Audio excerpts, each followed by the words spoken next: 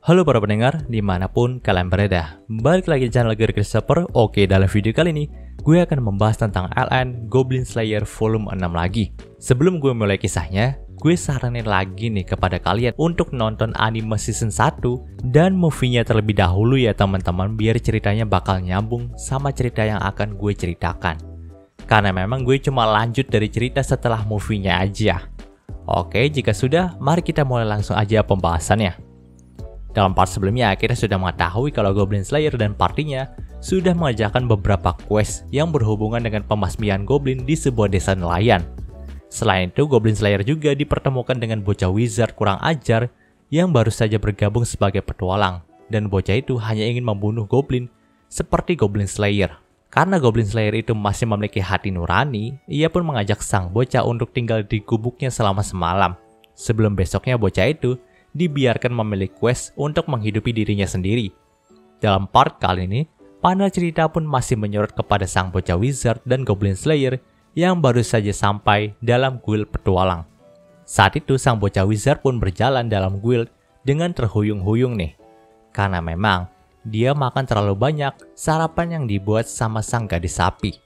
Jadi di sini Goblin Slayer pun memintanya untuk duduk di meja guild, lalu berkata kalau sang bocah ingin mengambil sebuah quest, maka dia harus mengambil quest yang gampang terlebih dahulu, seperti membasmi tikus god.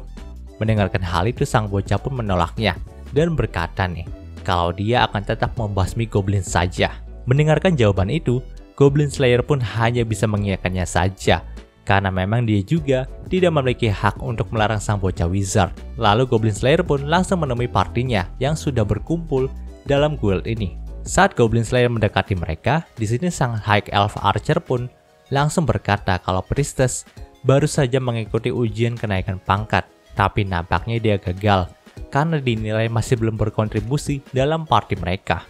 Tentu aja hal itu tidaklah benar. Nyatanya Priestess sangat membantu party Goblin Slayer di setiap quest yang mereka ambil. Namun hanya memang di atas kertas peringkat Priestess itu masih berada di Obsidian, sedangkan yang lainnya sudah berada di tingkat silver. Maka dari itulah petinggi guild itu masih belum bisa menaikkan peringkat dari Priestess. Melihat situasi itu, Goblin Slayer pun mencoba menoleh ke arah gadis guild yang kebetulan tidak jauh dari sana.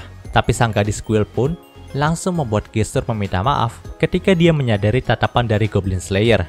Ya tentu saja, sang gadis guild mungkin tidak bisa berbuat banyak mengenai kenaikan peringkat dari Priestess, karena pemimpin guild lah yang berhak mengambil keputusan. Namun saat itu, Priestess pun berkata kalau Goblin Slayer itu gak usah khawatir tentang dirinya. Nah, saat itu sang bocah wizard yang sudah lepas dari rasa kekenyangannya pun langsung datang kepada mereka nih dan mengajak Priestess sebagai orang yang cengeng. Tentu aja Priestess pun tidak terima dengan ejekan itu dan terjadi sedikit pertengkaran di antara mereka.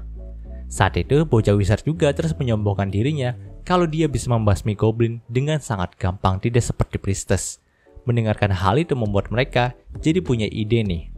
Mereka akan menjadikan Priestess sebagai ketua party mereka untuk mengambil quest pembasmian goblin hari ini, dan ditambah lagi mereka juga akan mengajak sang bocah wizard yang songong ini ke dalam party mereka untuk memberinya pengalaman bagaimana rasanya memburu goblin.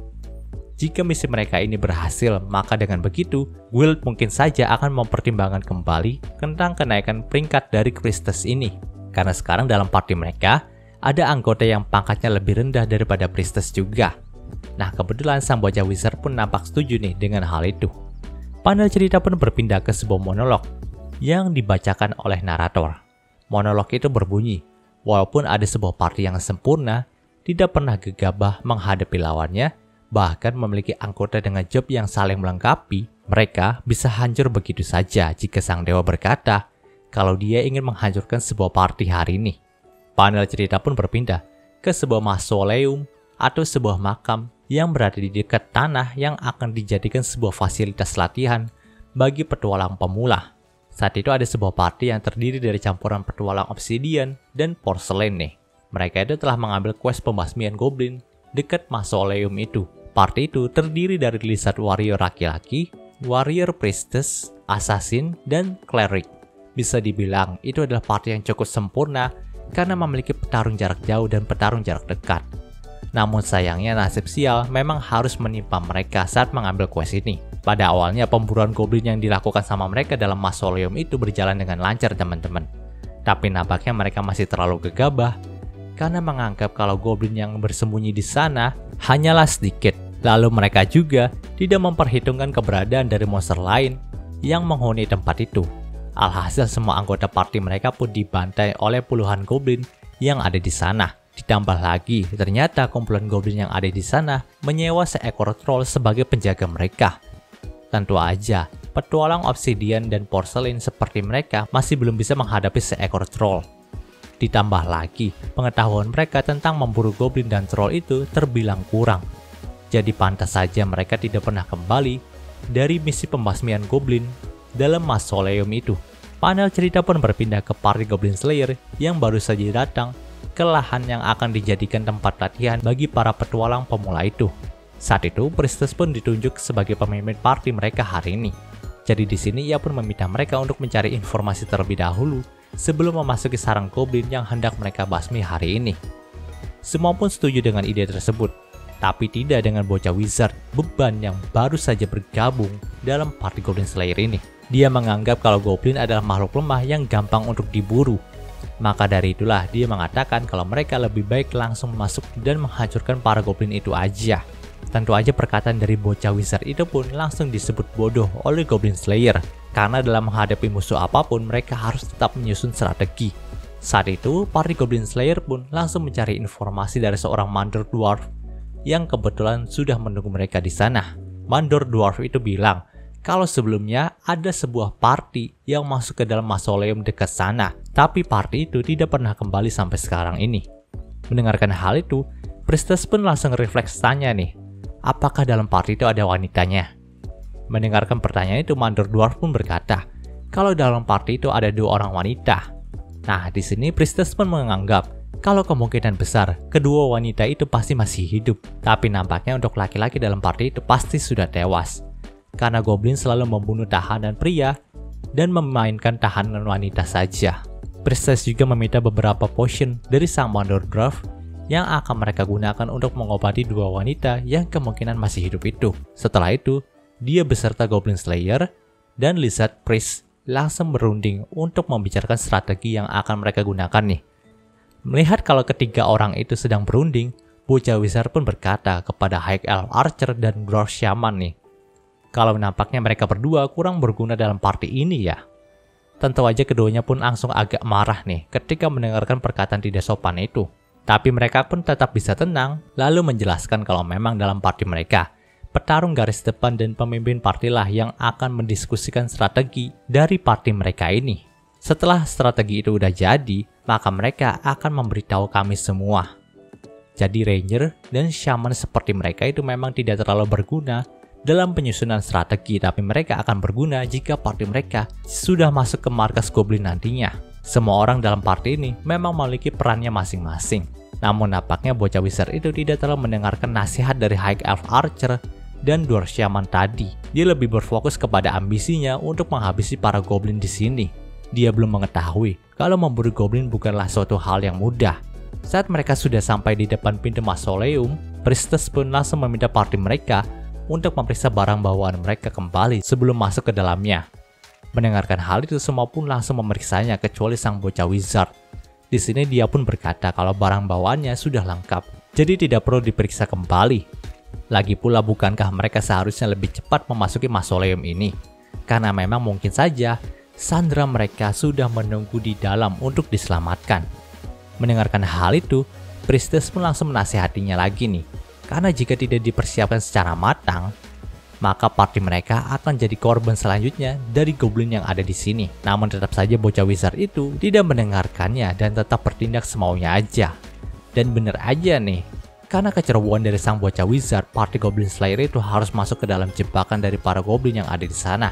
Jadi bocah wizard itu bertindak gegabah dengan memasuki ruang di mana sandera wanita itu diletakkan oleh goblin. Tapi ternyata sudah ada troll yang menunggu di sana. Sedangkan para goblin lainnya itu langsung menyergap dari pintu belakang. Tentu aja hal itu membawa kepanikan kepada Priestess nih. Jadi ia pun kembali menyerahkan komando dari party ini kepada Goblin Slayer aja. Saat itu, Goblin Slayer pun langsung meminta Dwarf Shaman untuk mengeluarkan sihir apinya, karena memang troll adalah makhluk yang lemah dengan elemen api. Namun nampaknya luka yang ditimbulkan masih belum cukup untuk mengalahkan sang troll. Jadi di sini, Goblin Slayer pun meminta bocah wizard untuk membawa keluar Sandra terlebih dahulu. Dan mereka akan membuka jalan bagi bocah wizard itu dengan cara menerobos kumpulan goblin yang sudah menunggu di pintu masuk.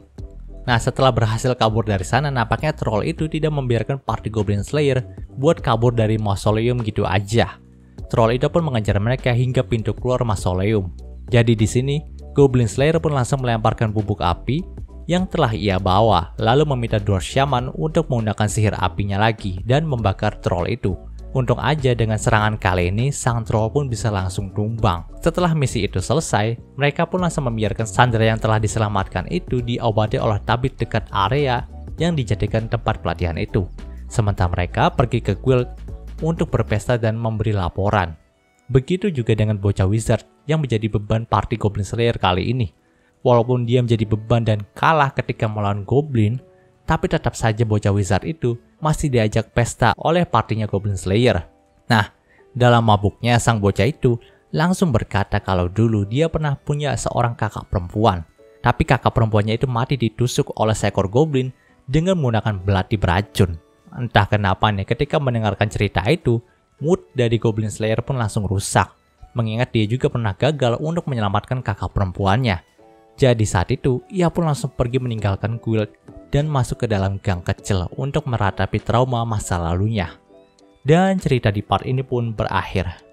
Oke, mungkin itu pembahasan singkat untuk light novel Goblin Slayer-nya kali ini. Jika kalian suka video ini, jangan lupa untuk like, comment, subscribe, dan juga share agar gue lebih semangat lagi dalam membuat video dalam channel ini. Terima kasih telah mendengarkan sampai detik ini. Gue Gary Christopher, signing off.